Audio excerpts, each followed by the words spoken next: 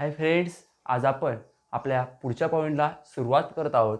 मागणीच्या नियमाची गृहीतके. मित्रांनो, आपण मागील लेक्चरमध्ये आपला मागणीचा नियम काय आहे ते आपण समजून घेतलं होतं. त्यामध्ये आपण मागणीची प्रस्तावना बघितली होती. तर त्याचबरोबर मागणीच्या सिद्धांताचे विधान आपण त्यामध्ये बघितलं होतं आणि मागणी आणि फलन यातील संबंध म्हणजे किंमत फलन यातील संबंध आपण बघितला होता आणि मागणीचं कोष्टक आणि आकृतीसुद्धा आपण बघितली होती. आणि त्यानंतरचा पुढचा भाग आहे आपला मागणीच्या नियमाची गृहीतके. आता मित्रांनो, तुम्हाला ज्यावेळेस 8 मार्क्सला प्रश्न विचारला जातो मागणीचा नियम स्पष्ट करा, त्यावेळेस तुम्हाला त्याच्या गृहीतकासह स्पष्ट करा असं सांगितलं जातं. मग तुम्हाला तिथे मागणीच्या नियमाची गृहीतके लिहिणे सुद्धा अपेक्षित असतं. तरी मित्रांनो, आपण आपल्या मागणीच्या नियमाची गृहीतके या पॉईंटला सुरुवात करणारच आहोत. तरी तुम्ही चॅनलला नवीन असाल तर चॅनलला सबस्क्राईब करा, बेल आयकॉनला क्लिक करा आणि पुढचे लेक्चर बघण्यास विसरू नका. आता आपण आपल्या मागणीच्या नियमाची गृहीतके ह्या पॉईंटला सुरुवात करूया. तर बघा मित्रांनो, मागणीच्या नियमाची गृहीतके सुरू करण्याआधी आपण मागील लेक्चरमध्ये मागणीचा नियम बघितला होता. आणि तुम्ही जर मागणीचा नियम बघितला नसेल तर तो जर तुम्ही ज्यावर बघत नाही त्यावर तुम्हाला मागणीच्या नियमाची गृहीतके काय आहे ते तुमच्या लक्षात येणार नाही. तर तुम्ही ह्या व्हिडिओच्या डिस्क्रिप्शनमध्ये तुम्हाला मागणीचा नियम याची डिस्क्रिप्शन लिंक दिली जाईल. तुम्ही तो मागणीचा नियमचा व्हिडिओ तिथे बघू शकता. तर बघा मित्रांनो, आता आपण आपल्या मागणीच्या नियमाची गृहीतके ह्या पॉईंटला सुरुवात करूया. तर आपलं पहिलं आहे मित्रांनो गृहीतक. म्हणजे मित्रांनो, मागणीचा नियम मध्ये कोणकोणत्या गोष्टी गृहीत धरल्या जातात किंवा मागणीचा नियम आखत असताना कोणकोणत्या गोष्टी गृहीत धरल्या जातात त्या आपण बघूया. तर पहिलं आहे मित्रांनो आपलं स्थिर उत्पन्न पातळी. पहिलं आहे मित्रांनो स्थिर उत्पन्न पातळी. आता मित्रांनो, स्थिर म्हणजे थोडक्यात समान, म्हणजे काय म्हणू शकतो आपण समान. आता मित्रांनो, आपली उत्पन्न पातळी समान असली पाहिजे असं मागणीचं गृहीतक आहे.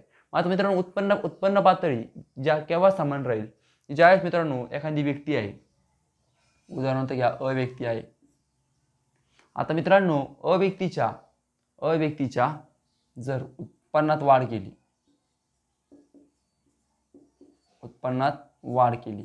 आता मित्रांनो अ व्यक्ती जर उत्पन्नात वाढ झाली तर तो वस्तूला किंमत देऊ शकतो.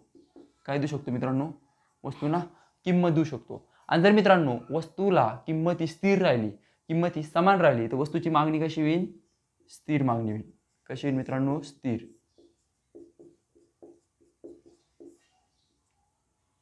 म्हणजे मित्रांनो, अ ही व्यक्ती आहे आणि त्या व्यक्तीची उत्पन्नात वाढ झाली, म्हणजे त्याचं उत्पन्न समजा किती होतं मित्रांनो? उदाहरण घ्या, 10,000 रुपये उत्पन्न होतं, ते उत्पन्न 15,000 वर गेलं. 5,000 ने उत्पन्नात वाढ झाली.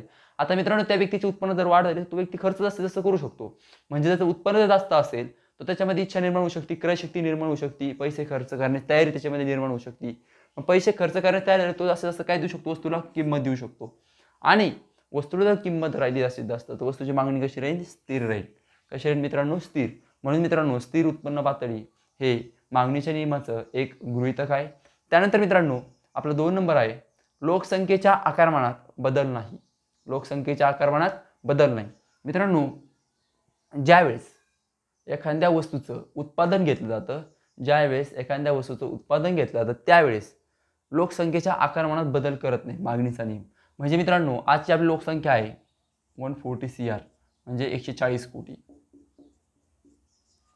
मग मित्रांनो, आता आपली लोकसंख्या आहे 140 कोटी. कोणत्या साली मित्रांनो? 2020 साली. हीच लोकसंख्या मित्रांनो 150 कोटी झाली 2025 साली. आता मित्रांनो, 2020 साली आपली किती होती लोकसंख्या? 140.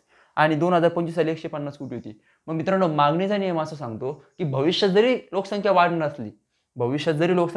होणार असली तरी पण लोकसंख्येच्या आकारमानात बदल करता येत नाही. लोकसंख्येचा आकारमान आताच किती मित्रांनो? 140 कोटी. ते 140 कोटीचाच विचार करून उत्पादन घेतलं जातं. 140 कोटीचाच विचार करून उत्पादन होतं. भविष्य काळात काय होणार आहे याचा विचार केला जात नाही. म्हणून मित्रांनो, लोकसंख्येच्या आकारमानात बदल केला जात नाही, हे मागणीचे गृहीतक आहे. त्यानंतर मित्रांनो 3 नंबर आहे पर्यायी वस्तूच्या स्थिर किमती. मित्रांनो, पर्यायी वस्तू म्हणजे स्थिर म्हणजे मित्रांनो पर्यायी वस्तूच्या समान किमती. आता मित्रांनो बघितलं होतं त्या दिवशी चहाला पर्याय आहे कॉफी. चहाला पर्याय काय? कॉफी. आता मित्रांनो इथं काय झालं की जी पर्यायी वस्तू आहे चहाला पर्याय काय? कॉफी. कॉफीची किंमत जर स्थिर राहिली, कॉफीची किंमत जर स्थिर राहिली तर चहाची आणि कॉफीची मागणी कशी राहील? मागणी कशी राहील मित्रांनो? स्थिर राहील. म्हणजे मित्रांनो आपल्या जर वस्तूची किंमत जर समान असेल, स्थिर असेल, तर आपली मागणी कशी असते मित्रांनो? स्थिर असते. आता जर पर्यायी वस्तू, तर तुम्ही चहाची कॉफीची किंमत जर स्थिर ठेवली, समान ठेवली, म्हणजे कॉफीची किंमत कमी जास्तपणा केलं नाही, समजा जर तुम्ही कॉफीची किंमत जर कमी केली, काय केलं? कमी केलं, तर आपण मित्रांनो तुमची चहाची मागणी काय होते? कमी होते. कॉफीची किंमत जर कमी केली तर लोक कुठं वळतील? ज्याची किंमत कमी म्हणजे कॉफी प्यायला जातील. मग चहाची मागणी काय मित्रांनो? कमी होईल. म्हणून मित्रांनो कॉफीची जर मागणी स्थिर ठेवली, कॉफी जर मागणी स्थिर ठेवली, तर मित्रांनो मागणी कशी राहील? आपली स्थिर राहील. म्हणजे कॉफीची किंमत जर स्थिर असेल तर कॉफीची मागणी आणि चहाची मागणी पण कशी राहील मित्रांनो? स्थिर राहील, एकसारखी राहील, समान राहील. म्हणून मित्रांनो पर्यायी वस्तूच्या स्थिर किमती हे मागणीच्या नियमाचे एक गृहीतक आहे. त्यानंतर मित्रांनो 4 नंबर आहे आपलं पूरक वस्तूच्या स्थिर किमती. आता मित्रांनो पूरक, आपण मागणीच्या प्रकारामध्ये पण पूरक मागणी बघितली होती आणि निर्धारित करणारे घटक तो पॉईंट बघितला, त्यामध्ये पण आपण पूरक वस्तू बघितल्या होत्या. आता पूरक वस्तू कोणत्या आणि पूरक वस्तू स्थिर किमती. आता मित्रांनो मी तुम्हाला मागच्या लेक्चरला उदाहरण सांगितलं होतं, जर मी मोटरसायकल घेतली, तर मित्रांनो मला मोटरसायकलला कशाची गरज पडते? पेट्रोलची गरज पडते. कशाची पडते? पेट्रोलची. आता मोटरसायकलला मला पेट्रोल लागतं, पण मित्रांनो माझी मोटरसायकलला पूरक वस्तू कोणती आहे? पेट्रोल आहे. काय? ही मोटरसायकलची पूरक वस्तू आहे पेट्रोल. मग पेट्रोलची मला गरज आहे. मग पेट्रोलची किंमत जर मी स्थिर ठेवली, मित्रांनो स्थिर ठेवली, तर मोटरसायकलची मागणी कशी राहील? पेट्रोलची किंमत मी ठेवली स्थिर किंमत.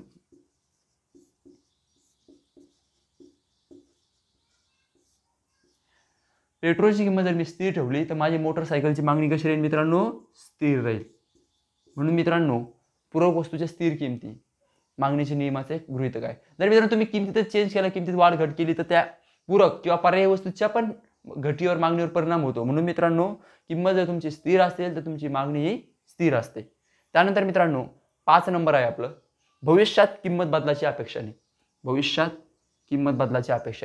आता मित्रांनो ज्यावेळेस मागणीचा नियम उत्पादन घेतो वस्तूचं, जेव्हा मागणीचा नियम ज्यावेळेस उत्पादन वेळेस ज्यावेळेस सर्व गोष्टीचा आढावा घेतं, त्यावेळेस मागणीच्या नियमामध्ये भविष्यात जर आपली एक वस्तू आहे आज, त्याची किंमत आहे 10 रुपये. आजची आपली वस्तू त्याची किंमत 10 रुपये, भविष्यात त्याची किंमत 12 रुपये झाली. भविष्यात किंमत झाली मित्रांनो 12 रुपये. पण मित्रांनो ती किंमत बदलाची अपेक्षा करत नाही. म्हणजे ज्यावेळेस मित्रांनो वस्तूचं उत्पादन मागणीमध्ये घेतलं जातं, त्यावेळेस ते समजा 5,000 वस्तूची मागणी केली, 5,000 वस्तूचं उत्पादन घेतलं, ते वस्तूची एका वस्तूची किंमत 10 रुपये. पण भविष्यात मागणीच्या नियमामध्ये असं तरतूद नाही की त्या वस्तूची किंमत आपण 12 रुपये करू, म्हणजे 10 रुपयाच्या हिशोबानेच उत्पादन मित्रांनो घेतलं जातं. म्हणून मित्रांनो भविष्यात किंमत बदलाची अपेक्षा नाही, हे मागणीच्या नियमाचं एक गृहीतक आहे. म्हणजे मित्रांनो मागणीचा नियम किंमत बदलाची अपेक्षा ठेवतच नाही. आणि किंमत जी आपल्याला किंमत आहे 10 रुपये किंमत होती आपल्या वस्तूची, ती स्थिर राहावी, 10 रुपयेच राहावी, समान राहावी, किमतीत वाढ घट होऊ नये, असा मागणीचा नियम मित्रांनो गृहीत धरतो. म्हणून मित्रांनो भविष्यात किंमत बदलाची अपेक्षा नाही, हे मागणीच्या नियमाचं एक गृहीतक आहे. त्यानंतर मित्रांनो 6 नंबर आहे आवडीनिवडी. 6 नंबर आहे मित्रांनो आवडीनिवडी, त्याला आपण म्हणतो चॉईस. आवडीनिवडी, सवयी, प्राधान्य, फॅशन्स इत्यादीमध्ये बदल होत नाही. आवडीनिवडी, प्राधान्य, सवयी, फॅशन इत्यादीमध्ये बदल होत नाही. आता मित्रांनो उदाहरण घ्या, आपण सर्व व्यक्ती आहे, आपल्याला आवडीनिवडी आहे, सवयी आहे, फॅशन्स आहे. आता मित्रांनो आपण एखाद्या ठिकाणी ड्रेस घ्यायला गेलो, काय घ्यायला गेलो मित्रांनो? ड्रेस. आणि मित्रांनो आपलं नेहमीचं दुकान असेल की आपल्याला ड्रेस कसे पाहिजे, समजा फुल पाहिजे. मग मित्रांनो आता मागणीचा नियम असा गृहीत धरतो की कस्टमरची चॉईस काय आहे? फुल शर्ट. काय चॉईस आहे मित्रांनो? फुल शर्ट. तर कस्टमरची ती चॉईस आहे, ती चॉईसमध्ये कस्टमर बदल करत नाही, कस्टमर चॉईस तीच ठेवतो, म्हणजे फुल शर्टच ठेवतो. जास्तीत जास्त शर्ट चॉईसमध्ये कपडे घेत असताना माणूस एकदा जर चॉईस आवडली तर त्याच पद्धतीने कपडे घेतो, असं मागणीच्या नियमामध्ये सांगितलेलं आहे. म्हणजे आवडीनिवडी, सवयी, प्राधान्य, फॅशन इत्यादीमध्ये बदल होत नाही, असं मागणीच्या नियमाचं एक गृहीतक आहे. आणि त्यानंतर मित्रांनो 7 नंबर आहे आपलं करविषयक धोरणात बदल नाही. करविषयक धोरणात. मग आता करविषयक धोरणे कोणती आहे मित्रांनो? समजा आपण जे कर भरतो, एक्झाम्पल आपण पहिले भरतो प्रत्यक्ष कर,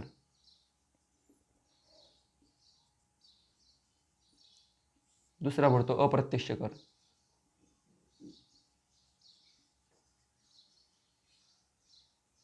आता मित्रांनो आपण हे जे कर भरतो, आता मित्रांनो जर करविषयक धोरणाचा बदल केला, आता इथे काय म्हणलेले मित्रांनो?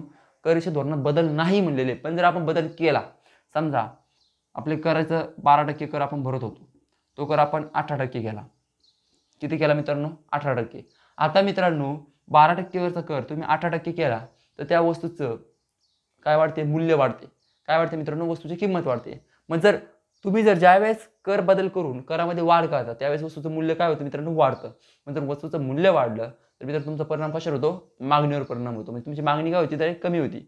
म्हणून मित्रांनो स्थिर किंमत राहण्यासाठी स्थिर मागणी राहण्यासाठी करविषयक धोरणात बदल नाही. म्हणजे करविषयक धोरणात बदल केले नाही. करविषयक धोरण हे 12% प्रमाणेच ठेवलं. करविषयक धोरणामध्ये बदल करून करात वाढ केली नाही तर मित्रांनो तुमचं किंमत आणि मागणी ही स्थिर राहील. हे एक मित्रांनो करविषयक धोरणात नाही, धोरणात बदल नाही, हे मागणीच्या नियमाचं एक गृहीतक आहे. अशा पद्धतीने मित्रांनो आपली इथे मागणीच्या नियमाची गृहीतके हा पॉईंट संपलेला आहे. तरी मित्रांनो तुम्ही चॅनलला नवीन असाल तर चॅनलला सबस्क्राईब करा, बेल आयकॉनला क्लिक करा आणि पुढचे लेक्चर बघण्यास विसरू नका. तर मित्रांनो तुम्हाला मागणीचा नियम किती मार्क्सला विचारला जातो? आपण काल मागील लेक्चरमध्ये बघितलं होतं 8 मार्क्सला. तर 8 मार्क्सला मित्रांनो कसा विचारला जातो? त्यामध्ये तुम्हाला 8 मार्क्समध्ये 3 मार्क्स असतात गृहीतकेला. किती मित्रांनो? 3. आणि प्लस 5 मार्क्स असतात तुम्हाला सिद्धांतासाठी.